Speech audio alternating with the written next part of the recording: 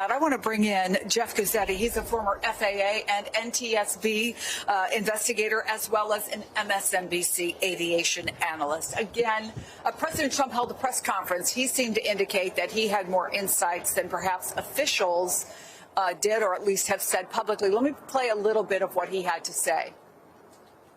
The helicopter had vision of the plane because you had vision of it all the way, perfect vision of it all the way from at Kennedy Center where the tape was taken.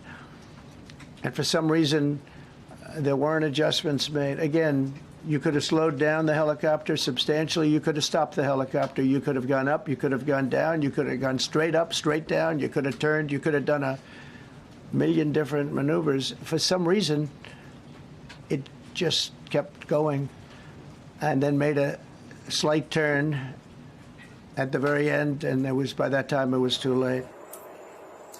Jeff, what do you make of his assessment?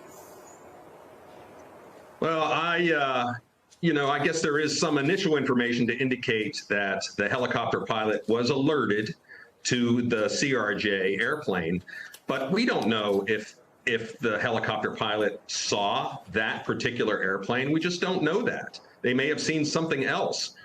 So I just think that the president got a little bit too upfront and too simplified with regards to this particular accident. Were they on night vision goggles? Were they at the proper altitude? Did the pilot see the proper target that was called out to him? We just don't know at this time. He says past experience shows us that it takes long, sometimes years, to come to a final determination from the NTSB about what happened, and people deserve to know. But is there danger in coming to a conclusion too fast?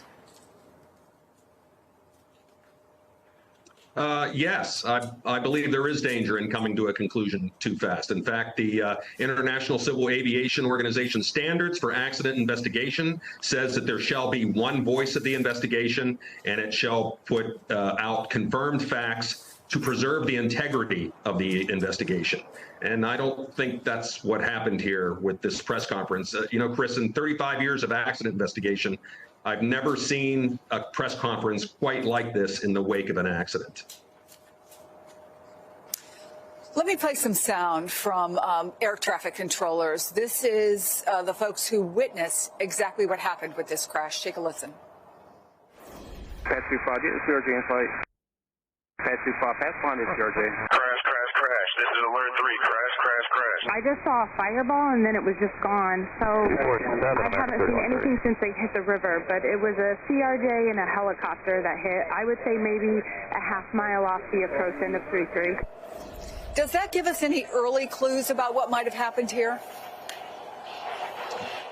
Not really. It gives us a clue that the controller did make a communication to the helicopter, but we really need to listen to a lot more of that videotape. How busy was the controller?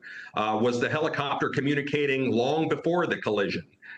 Did the helicopter clearly indicate to the controller that he had the CRJ in sight? I think right after that piece that you just played, there is some communication about, have it in sight, visual separation, I think, is what the helicopter pilot may have said. Now, it may have been another pilot. That's what the investigators are going to carefully vet the accuracy of these communications. And when they're sure of who said what and when, that's when we'll really be able to piece together this mystery.